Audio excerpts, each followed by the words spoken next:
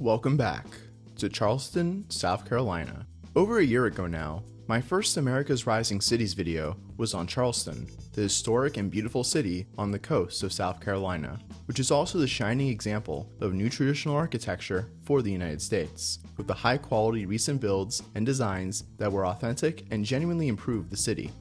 While I immensely enjoy this series, as a lot of you have probably noticed, for most of the cities I cover, I basically have to abandon my architectural principles in order to have a positive take on the development in these places, as if I didn't do that, this series would have ended a long time ago.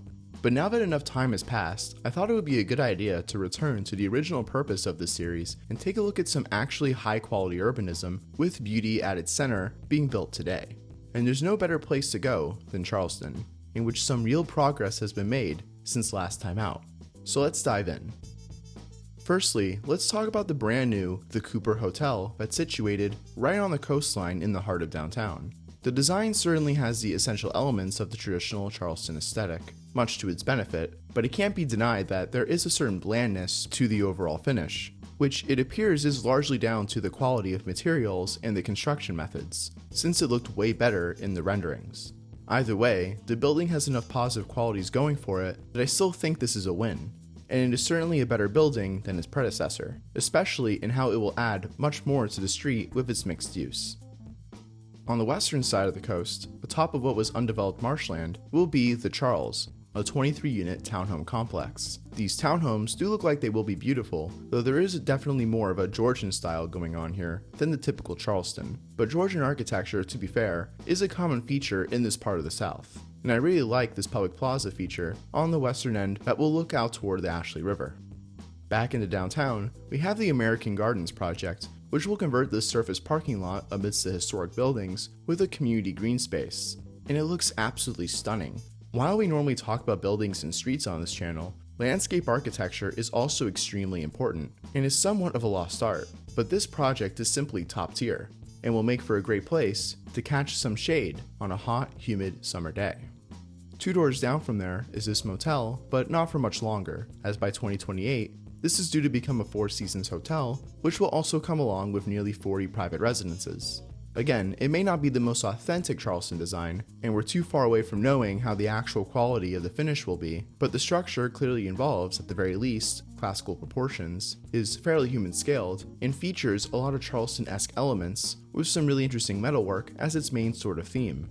I also really like the arcade on the left side here, as well as how it adds basically a new street and creates new pedestrian spaces, certainly an improvement over the current building. But now let's go back to the Line Street project over on the northern end of the peninsula. Last time out we went into depth about the scope of this development and how amazing it will be once completed. I actually got the chance to visit the Line Street project site, though this was over a year ago now, and the project has advanced a lot since then in its construction. But I remember being genuinely impressed by the masonry and craft behind these buildings and was confident that the final product was going to live up to the hype. And while construction is still going on, it's really exciting to see this project be nearly completed, as I believe it is principally one of the best real estate development projects in the country with its 275 residential units, retail, and public space. A second phase of this project featuring 2 additional buildings is bound to begin once this initial phase is complete.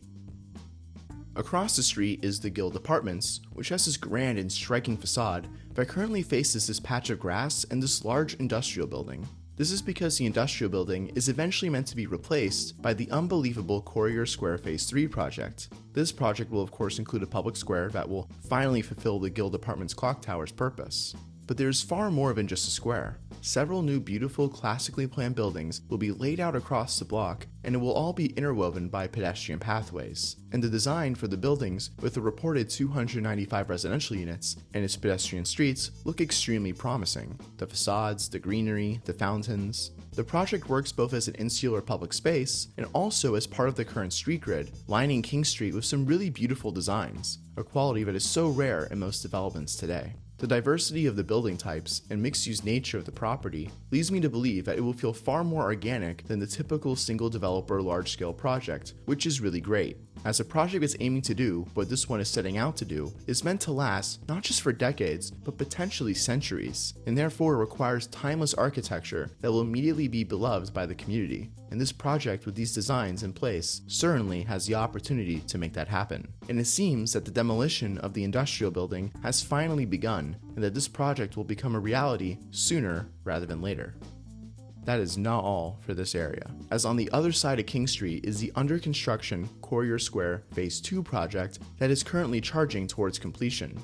Replacing a large surface parking lot and industrial buildings, but preserving the few historic homes on the property, Courier Square Phase 2 is going to add both new residential buildings on St. Philip Street in the adjacent neighborhood, but also grand mixed-use buildings on King Street, which altogether will add up to 293 residential units, and will eventually sit across from the Courier Square Phase 3 project, radically transforming this part of the King Street corridor and making for the ultimate gateway into Charleston's urban core. This project features two main buildings, each with its own style, but both equally very beautiful, with one leaning more into a sort of Beaux-Arts style and the other one more Georgian, but both look authentically Charleston in their own ways, despite their height. The attention to detail on these projects should not be underestimated. Take a look at some of the moldings and artwork being made for these projects. This is exactly the kind of thing we want to see more all throughout the country, and will make our cities far more beautiful places. Between the Courier Square project and the Line Street development, this whole area of Charleston is going to be a major focal point in the near future, and I have yet to see an urban project that is this extensive with classic planning fully integrated. While there are other new urbanist projects out there that have their merits, but are ultimately going to be bland modernist ugliness, and even Charleston has made some mistakes in this regard in other projects that have been built recently. But when it comes to these three projects that are all next to each other, and really four if you include the already completed Courier Square Phase 1 project, Charleston is going all out on making sure that this district will be rich with culture and character, ensuring that there will only be authentic designs that honor Charleston's architectural history, but also leaves enough room for innovation as long as said innovation is done with respect to Charleston's classical tradition and enhances the overall beauty of the project. And so far, it seems to be working. I personally cannot wait to see all these projects be completed, because on top of these just being great additions to an already fantastic city, and they will of course allow for potentially thousands of people to be able to live in a beautiful urban environment, which is what this movement is all about, these projects will also serve as shining examples for cities all over this country.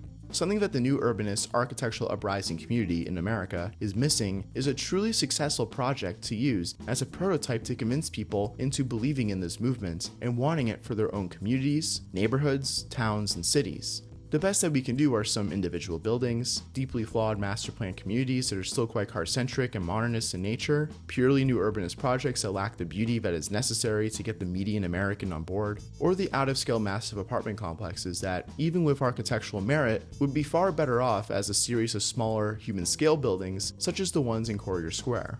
And so, because these projects check off every single item on the checklist in what you would want from the perspective of both classical beauty and urbanism, this can end up being a crucial trendsetter and lay the foundations for an architectural and urban revival that this country desperately needs. And so that wraps up this update on Charleston. However, I could easily make a whole other video about other projects happening in the Charleston metro area that are quite interesting, though they are certainly not up to the architectural and design standard of what was discussed today. But once again, Charleston is working to further cement itself as perhaps the most beautiful city in the United States. And I just love the sense of optimism I feel when looking at all the amazing development happening in the city. If it can happen here, then it can happen anywhere. And with that, thank you all for watching. I'll see you next time. And now a shout out to my incredible supporters on Patreon. Sven Weisbrod, Grandpa Allen, Ja Baptista, Ruben Hansen, Cameron Dennis, James Whale, Michael Goldman, Ulysses Arnold, Joseph, Roach, Eric Martz, Fortunate Calf, VJ Mari, Jerome Frolich, Nicholas Tobichuk, and my dad.